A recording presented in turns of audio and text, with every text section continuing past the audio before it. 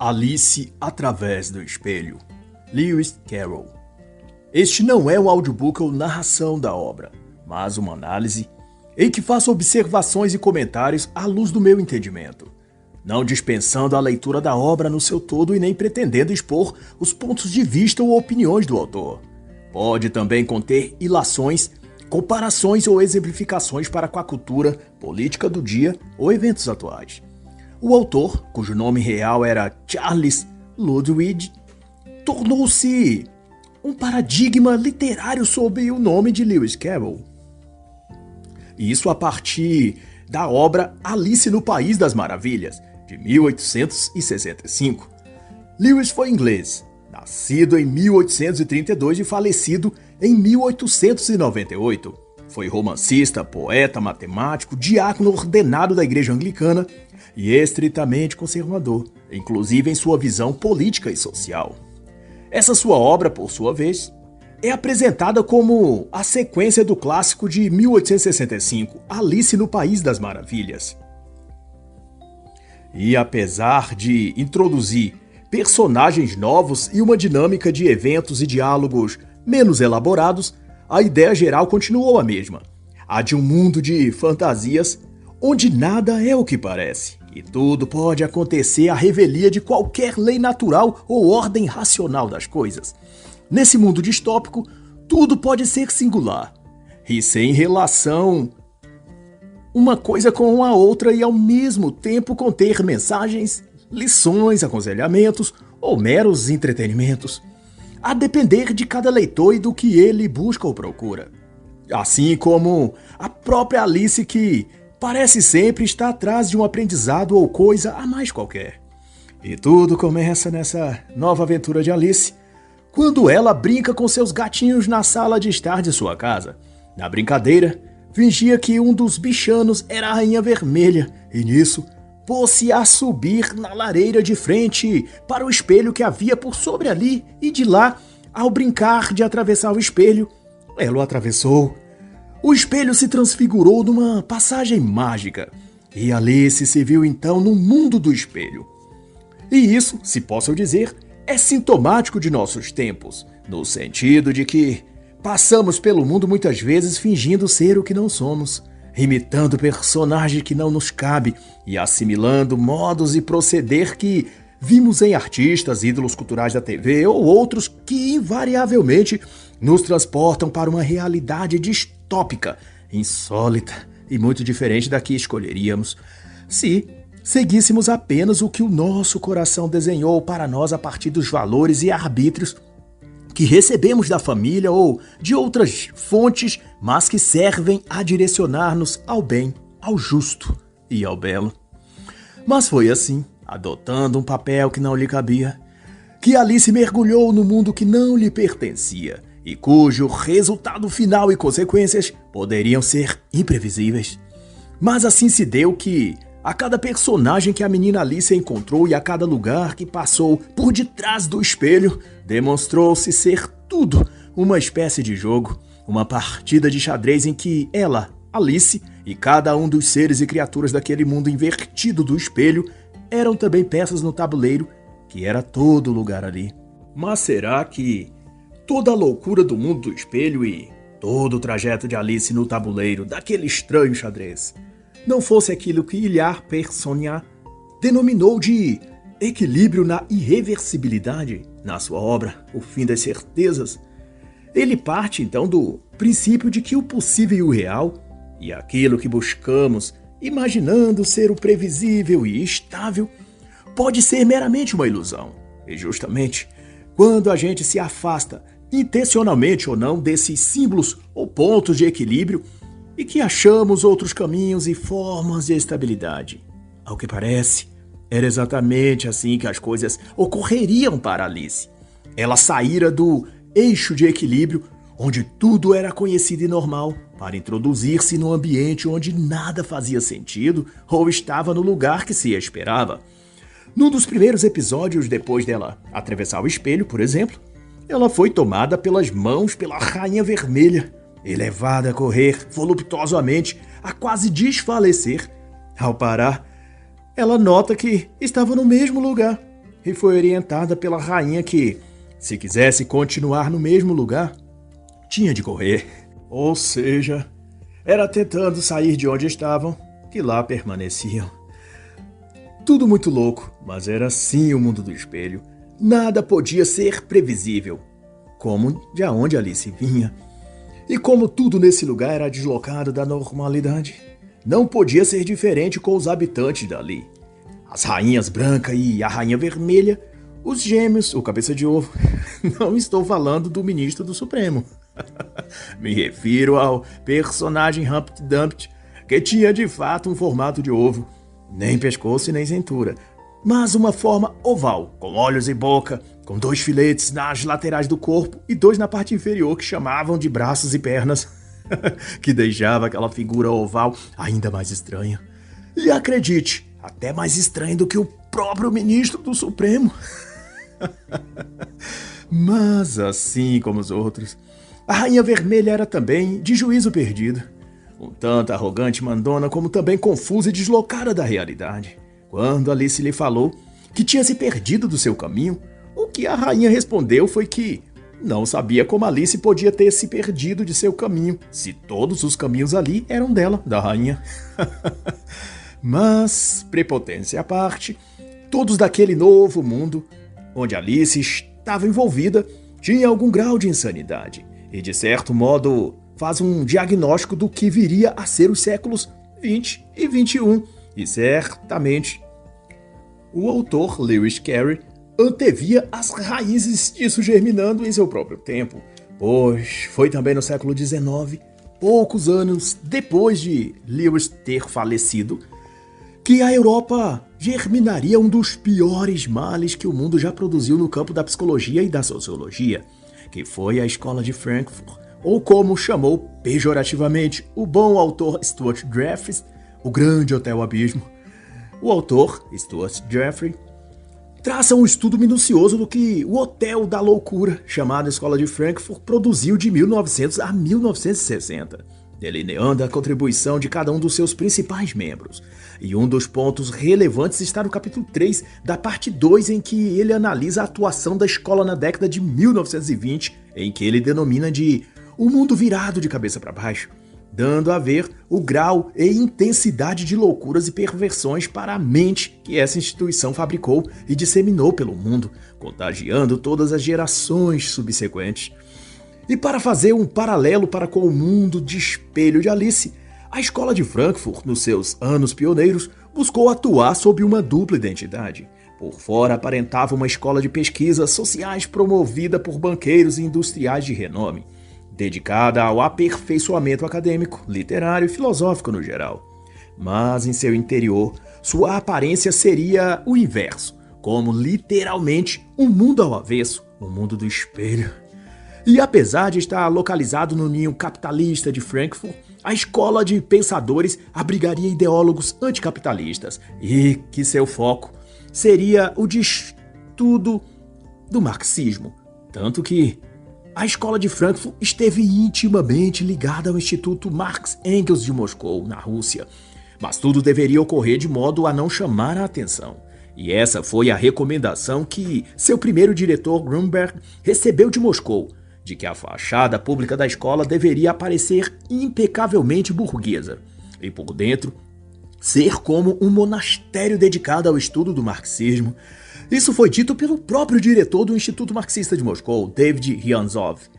Pois, no que concerne aos personagens reais da escola de Frankfurt, Adorno, Marcuse, Horkheim, Lukács, Erich Fromm ou Walter Benjamin, talvez fossem eles para o nosso mundo o que a Rainha Vermelha, a Rainha Branca, os gêmeos Dodon e Dundee ou Humpty Dumpty, cabeça de ovo, eram para o mundo invertido da Alice. Figuras excêntricas, no pior sentido do termo. Seres adultos, mas com a mentalidade de crianças. Imbecis, arrogantes, mimados. Que acham que o mundo deve ajustar-se a seus caprichos intelectuais de quinta categoria. Mas, sobretudo, sejam o que estavam no mundo atrás do espelho de Alice, ou aqueles que estavam atrás das portas do Instituto de Pesquisas Sociais de Frankfurt, talvez fosse que nenhum estivesse em posse de plena saúde mental. Na realidade, se bem observarmos, a escola de Frankfurt e o mundo por trás do espelho, na ficção de Lewis Carroll, tinha a mesma base ideológica, ou seja, a fuga do mundo real. A busca por fugir do mundo dos adultos e da responsabilidade, pois que toda a teoria marxista é isso, uma tentativa de prender-se na infância mental, de ter uma vida onde os outros são culpados por tudo e que se é vítima das elites, dos burgueses, do patriarcado, do branco opressor, da religião cristã ou do pai e da mãe. Geração boomers com seus valores morais ultrapassados. Enfim, ser marxista é habitar um mundo invertido e insano, onde o papai Estado deve cuidar e proteger as criancinhas oprimidas pelas leis da natureza, que exige de todos e de cada um a simples, mas poderosa verdade de que tudo que está vivo cresce, se desenvolve e deve amadurecer. Sejam os frankfurtianos ou os lunáticos do mundo do espelho, ou então os marxistas atuais, faltou aos do passado e falta aos de agora atravessar o espelho de volta e se dispor a viver no mundo real, onde homens não agem como meninos, nem adultos como crianças, e nem mulher como homem, e vice-versa, onde cada coisa tem o seu lugar e o lugar de cada coisa é estabelecido por Deus. Mas, se você deduz que no mundo do espelho as coisas não fossem tão insanas assim, pois eis que, por ordem de aparição no livro, a Rainha Vermelha age desproporcionalmente à situação ou lugar. Demonstra-se alheia ao que se sucede ao redor e não tem objetividade para com o que está lidando, e está sempre na superficialidade das coisas. Já a Rainha Branca é atrapalhada e dependente. Não consegue prender o chale ou arrumar o próprio cabelo. É meiga, mas abobalhada, dona de uma personalidade infantil e frágil. Quando conversa, repete as frases finais várias vezes, aumentando o tom até perder a voz. E se isso não for por motivo de insanidade, então Lewis Carroll não explicou o porquê. Mas observe também os gêmeos Downton e Dundee. São completamente desligados do mundo em que vivem. Vivem alienados em uma bolha infanto-juvenil, centrados em si mesmos, preocupados com horários corretos para as coisas supérfluas, como o chá da tarde ou com a comida, etc. Chegando por isso a viver brigando um com o outro e sendo pouco receptivos a Alice. Mas não esqueça da velhinha da loja. Ela também não parece muito normal. Ela tem uma aparência de ovelha, o que por si só já denota sua condição mental de passividade e aceitação de seu próprio estado e do mundo como era ali. Ou seja, ela era já parte daquela loucura, tanto quanto a loucura ali era já parte dela. Ela era um tipo de oráculo, mas nada fazia além de tricotar e dar a Alice respostas dúbias ao que ela perguntava. Além disso, tricotava com várias agulhas ao mesmo tempo, o que indica a sua mente atordoada de coisas secundárias e que desviavam sua atenção e sua sanidade. Mas a senhora velhinha do tricô também atuava como guia de Alice e a conduziu por um barco num extenso rio, mas de todas as lições que podia dar a Alice, se limitava a cobrar dela que remasse mais e melhor. Depois disso, ela vendeu a Alice um ovo, e esse se transformou em outro personagem, o Humpty Dumpty. Este, não menos louco que os outros, e mais falador, vivia também no estado mental infantilizado, e suas falas sempre rimadas, mas das quais não se tirava nenhum proveito a Alice. Outro detalhe que destaca a sua insanidade é que ele estava sempre a vender a ideia de que era amigo do rei. Isso é, ele quer crer que era mais especial que os outros e isso o tornava prepotente e até um pouco snob. E essa sua soberba é a mesma que vemos no mundo fora do espelho, nos tais especialistas, por exemplo. Naqueles que têm sempre uma palavra para tudo, uma opinião melhor que a de todos para compartilhar. Eles estão nas redações de jornais exibindo um crachá de jornalista. Também estão nos programas de TV comentando sobre política ou cultura. Também estão nas bolhas da internet, arrazoando sobre masculinismo, MGTOW ou comportamento dos homens e mulheres. E esse tipo de especialista cobra a exclusividade de seus conselhos pela área de membros de seus canais, cobrando assinatura Superchat e Pix, para você receber dicas e conselhos de como se tornar um alfa, que agora chamam de homem de alto valor, que é para que você se sinta muito especial também e seja generoso ao contribuir com a mentoria daquele especialista.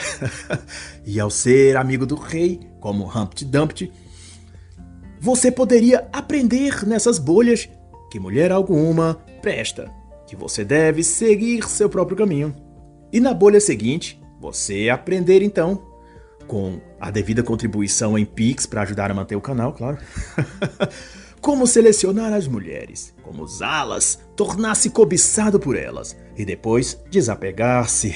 É a arte da sedução alfa.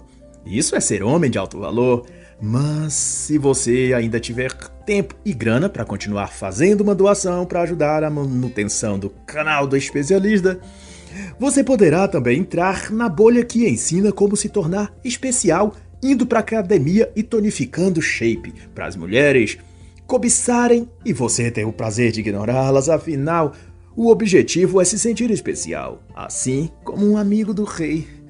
E além da academia, você também pode aprender a se vestir com elegância, usando roupa social e sendo orientado sobre quais livros ler para torná-lo um homem de alto valor. Mas devo avisar que essa parte lhe custará um pouquinho a mais, porque é para membros ouro ou diamante. Afinal, essas lives de listas de livros vêm com explicações sobre os livros, para que o candidato a alfa, amigo do rei, não gaste seus próprios neurônios estudando para compreender os livros por si mesmos. Cada leitura comentada dá ao homem de alto valor a comunidade de apenas ouvir a palestra e sair repercutindo o que escutou, escrevendo em comentários em vídeos de outras bolhas da internet. Pois, como vão saber que você é amigo do rei e alguém especial se você não repetir isso por aí? Assim como Humpty Dumpty cabeça de ovo fazia perante Alice.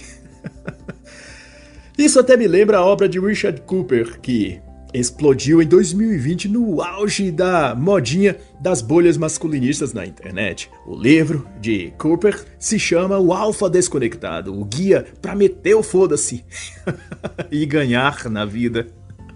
A obra pretende ensinar aos homens a serem fortes, masculinos, arrojados, firmes. E depois de desenvolver a frieza e a dureza devida a um alfa muito especial, esse homem forte e vibrante deve utilizar todo o seu novo poder, conhecimento e virilidade para validar-se através da conquista, da sedução e do envolvimento com as mulheres por aí. Ou seja, o VSM de um homem alfa que escutou palestras de livros de estoicismo e de Rollo Tomassi, que foi para a academia trabalhar o shape e pagou pela área VIP de membros em canais de gurus especialistas na internet.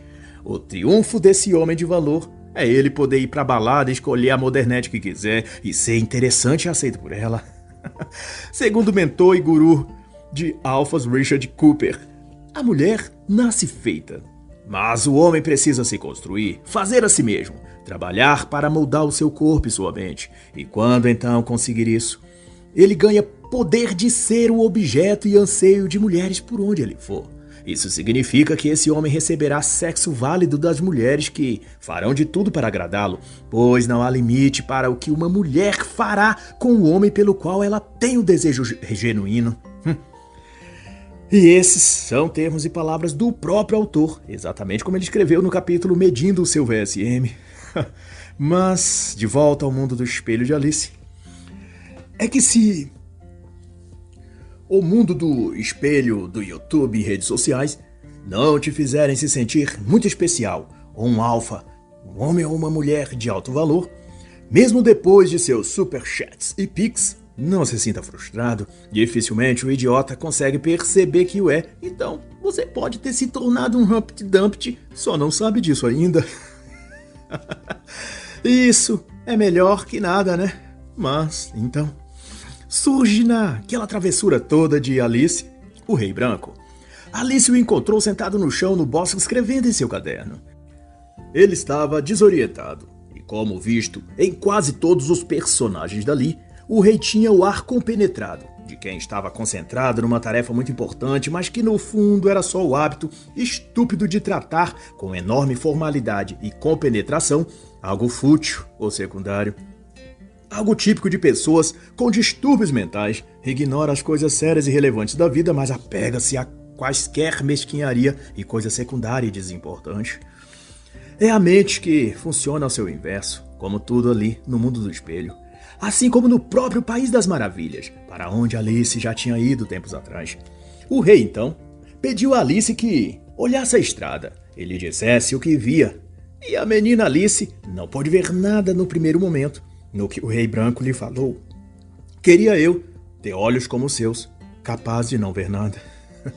E depois disso, então, Alice foi levada pelo rei a um descampado, onde assistiram à briga do leão e o unicórnio, que ao fim não teve vencedores, mas que deu a ela mais um vislumbre da mesma loucura e inversão de tudo ali. Depois da disputa, para se ter ideia, o leão e o unicórnio foram alimentados com pudim de ameixa, mas ao contrário do que o normal, o pudim deveria primeiro ser servido para depois ser cortado, ao invés de ser cortado para depois servir. E seja o que for que isso quisesse significar, o que se notava era que nada tinha um fluxo normal por ali. Tudo era trocado, tudo era invertido, tudo era desprovido de razão. Vede que, ao conhecer Alice, nem o leão e nem o unicórnio tinham quaisquer noção do que fosse uma criança ou um ser humano. Perguntaram se Alice era uma espécie animal, vegetal ou mineral, e na ausência de certezas, lhe apelidou de monstro fabuloso.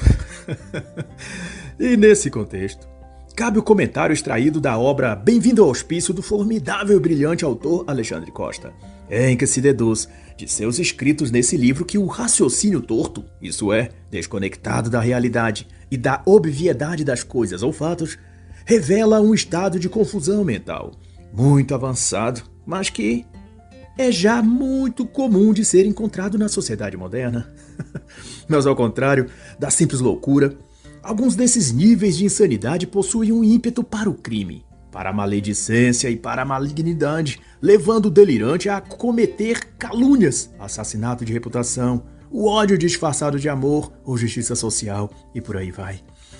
Todas essas imposturas, sinais e sintomas de um grau e nível profundo de psicopatologia, mas, como o leão e o unicórnio da história de Alice, o próprio doente não vê a sua condição. E nesse caso, os dois animais falantes, o unicórnio e o leão, consideraram que Alice, uma simples garotinha de 7 anos e meio, é que era um tipo de monstro ou aberração.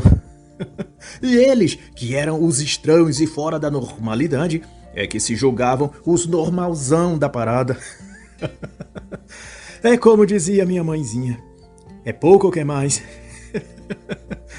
E se quisermos o exemplo disso na política, só para não perder o costume, repare que na campanha eleitoral de 2022, para a presidência da República, foi distribuído às pessoas a falácia de que o unicórnio de 9 dedos, se ele ganhasse, o povo teria acesso a picanha e cerveja, simbolizando a valorização do salário e poder de compra e a baixa nos preços dos alimentos, levando o pobre a comprar mais e a viver e comer melhor. Pois de assim que eleito, ao começar a gestão de seu governo encantado, seu mundo de espelhos, no primeiro mês de seu mandato, a equipe econômica marxista já anunciou um aumento de impostos, inclusive no setor de alimentos, mas também de transporte, de combustíveis, que afetam diretamente os preços e custos dos alimentos, incluindo a picanha e a cerveja. E soma-se a essa loucura o fato de que agora governos estaduais que apoiaram a campanha do leão maligno alcoolizado passaram a pedir a ele apoio para aumentar também os impostos estaduais, sobretudo sobre os combustíveis. Ou seja, a briga do leão e do unicórnio é uma mera encenação por trás do espelho, como eles mesmos disseram a Alice. Brigaram em todos os cantos da cidade. Pararam na ponte para apreciar a paisagem, retomaram no bosque e ali estavam, descansando, comendo o pudim de ameixa que Alice os servia. Porque no fundo somos assim tratados, como serviçais, ao gosto de monstros fabulosos instalados em Brasília, mas também na ONU, no Conselho Mundial de Igrejas, no Fórum Econômico Mundial, na OCDE. E para conceituar bem o que isso significa, expresso aqui como está exposto por Alexandre Costa a análise dessa loucura política e social de nossos tempos, onde os loucos chamam os sãos daquilo que eles são. É o leão e o unicórnio falantes, chamando uma criança normal de monstro. Mas assim diz Alexandre na página 64 da edição de 2016 de sua obra publicada pela Vídeo Editorial. Uma coisa profundamente incômoda é constatar que chegamos a um nível de loucura que, atualmente, as conversas sobre temas controversos exigem quase que uma lista de premissas sem as quais um sujeito nunca será compreendido. Caso contrário, os radicais classificam as opiniões e até mesmo os opinadores conforme os mais incríveis delírios. Com uma interpretação tão profunda quanto um pires, rotulam as opiniões contrárias e até os seus donos de acordo com estereótipos e generalizações ridículas. E como então, no momento de Red Pill, Alice diz a si mesma ao pensar sobre tudo aquilo: então, afinal de contas, tenho estado sonhando ou somos todos participantes do mesmo sonho? Esse sonho é meu ou é eu que devo estar no sonho de outra pessoa? E enquanto pensava isso, veio a ela um cavaleiro vermelho. Você é minha prisioneira, disse o cavaleiro em sua armadura vermelha. Mas no sobressalto o cavalo que ele montava parou e ele se estatelou no chão. E foi apenas do tempo do cavaleiro se limpar, ajeitar-se e montar outra vez em seu cavalo, para que chegasse ali outro cavaleiro, este em uma armadura branca. Essa prisioneira é minha, bradou logo o cavaleiro vermelho, pois estou aqui então para resgatá-la, respondeu-lhe o cavaleiro branco. E assim no impasse decidiram duelar para que quem vencesse levasse consigo a garota. Assim como o vermelho, o cavaleiro branco também tinha caído do cavalo, e assim que se ajeitou, colocou seu elmo, tomou seu bastão, eles passaram então a combater. As regras eram que as clavas com que lutavam deveria ficar debaixo dos braços, e qualquer outra forma de queda era proibida, a não ser cair de cabeça. No desfecho então da batalha, ambos os lutadores caíram com a cabeça no chão. O vermelho, por algum motivo, apenas cumprimentou o branco e partiu, depois de montar em seu cavalo. No que o cavaleiro branco passou a escoltar Alice para o fim do bosque. Ao conversarem, o cavaleiro explicou o motivo das parafernálias que trazia consigo sobre o cavalo. Uma caixa para guardar roupas e sanduíches, mas porém, como trazia-na de cabeça para baixo, para não molhar a comida e as roupas com a chuva, tudo o que tinha na caixa acabou caindo. Ele desfez então da caixa vazia e explicou então a utilidade da colmeia que trazia na sela do cavalo. Era para que as abelhas fizessem nela o seu mel e ele pudesse pegar. Mas nenhuma única abelha até o momento tinha feito isso. E também explicou que a ratoeira no outro lado da cela era para capturar os ratos que se aproximassem. Mas nenhum também tinha aparecido. E como pois soube Alice, o nobre cavaleiro tinha outras habilidades além de cair com frequência do cavalo. Ele era um inventor e dos mais criativos. Inventou protetores para as patas do cavalo contra mordidas de tubarão. Inventou um capacete de pão de açúcar. Inventou até um novo tipo de pudim. Que, é claro, ele não sabia se era bom ou ruim, porque nunca o haviam feito. Mas considerava que era uma ideia inteligente de se ter. Mas e assim, 10 quedas depois o cavaleiro e Alice chegaram ao final do bosque. Desça a coluna e salte o riacho. Daí será uma rainha, disse-lhe o cavaleiro branco e voltou-se por onde veio. Depois, é óbvio, de cair no chão mais 2 ou 3 vezes. Já do outro lado do riacho, Alice sentou-se para descansar entre uns canteiros de flores espalhadas aqui e ali. Assustou-se, porém, quando pôs as mãos sobre sua cabeça e sentiu alguma coisa pesada sobre ela. Como isso veio para aqui? Refletiu, ao ver então que era uma coroa de ouro, uma coroa de rainha. E ali estava ao seu lado, também repentinamente, as rainhas branca e rainha vermelha. Como sempre, a rainha vermelha se mostrava ranzinza e cheia de si mesma. Aproveitava cada fala de Alice para contradizê-la e transformava tudo num debate sem sentido e sem objetivo, apenas para externar a própria amargura de dentro de si. Até parecia nesse ponto aqueles autodeclarados Red Pilados que após algumas doses de realidade já se apressam a colocar uma coroa de reis ou de rainhas e sair por aí nos canais alheios ou redes sociais da internet corrigindo ou xingando ou reprovando tudo que acham que está errado nos outros. Colocam defeito no tom de voz, nas risadas, como ocorre comigo quando resolvem determinar se eu posso ou não rir nas minhas próprias análises.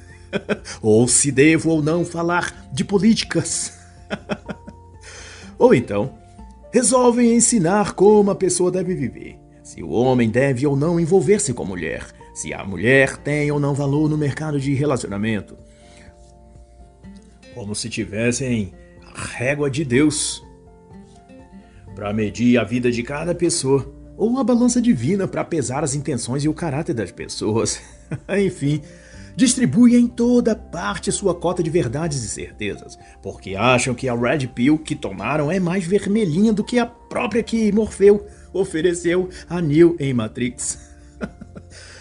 Pois, cheia também dessas verdades pessoais, estava a Rainha Vermelha. E quanto a isso, a Rainha Branca alertou a menina Alice.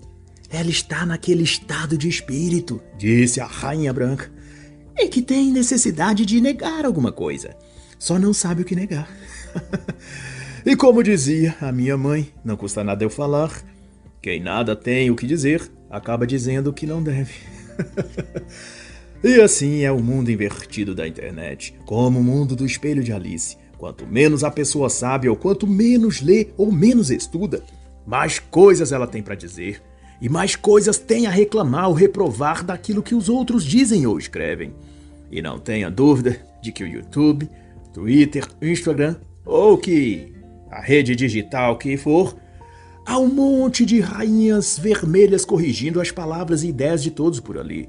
Porque atravessaram o espelho e suas mentes vivem agora num universo ideológico invertido, onde os burros falam e ensinam, onde os cavaleiros e heróis são desequilibrados e caem toda hora, e aonde a insanidade é vista e recebida como coisa normal, e aquilo que é normal é então tratado como loucura. Ser homem? Isso é errado. Ser hétero? É ridículo. Ser cristão? Isso é uma blasfêmia.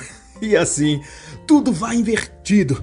E o seu oposto é admitido e posto no tabuleiro da falsa realidade que muitos reizinhos e rainhazinhas vermelhas buscam viver. Mas tudo isso é só um jogo de xadrez maluco. E quem se dispõe a viver do outro lado do espelho acaba se tornando também uma peça, e como tal é manipulada para os fins que desejam aqueles que controlam o tabuleiro e o jogo. E se você não for levado a ser como a Rainha Vermelha, tentando consertar o mundo à sua maneira e ajustá-lo ao seu senso próprio de justiça social, talvez você seja então conduzido para o outro lado, para a versão Rainha Branca, que apesar de boazinha, é estúpida e limitada cognitivamente. Pensa que sabe alguma coisa, mas nem sequer sabe que é uma peça no tabuleiro tanto quanto aqueles outros. Pois não foi a Rainha Branca que comentou lá no Twitter de Alice, metendo o louco e redpilando a pobre menina, dizendo: "Ei, vou lhe contar um segredo. Eu sei ler palavras. Palavras de apenas uma letra." Isso é ou não é Red Pill? Aposto que você não sabe explicar como seja uma palavra de apenas uma letra. Você acha que no mundo do espelho alguém escapa da loucura, meu irmão? "Apane a cabeça dela", disse a Rainha Vermelha. "Ela vai ficar com febre depois de pensar tanto." Então, inesperadamente então, como tudo no mundo por trás do espelho, Alice se viu diante de uma imensa porta, onde dava-se as boas-vindas a todos os seres do mundo do espelho em nome da Rainha Alice. Havia todo tipo de convidados participando da festa, animais, pássaros e havia até algumas flores, todos sorridentes e em destacada alegria. Um brinde à Rainha Alice. E Alice estava outra vez em sua sala de estar. E ao seu lado, Dinah e Kitty, as suas gatinhas branca e vermelha. E Alice tentava com seus próprios pensamentos descobrir se teria aquilo sido um sonho ou se fora real. E se foi um sonho, quem teria sonhado? Ela? Ou será que ela estava no sonho de alguém? Ela não soube dizer que parte era sonho e que parte era o sonhador. E o que se disse desde ali em diante foi que nunca aquilo tivera sido visto por olhos acordados. E assim está escrito: nem olhos viram, nem ouvidos ouviram, nem jamais penetrou em coração humano o que Deus tem preparado para aqueles que o amam. 1 Coríntios 2, 9. E assim encerra a análise da obra Alice através do espelho, de Lewis Carroll.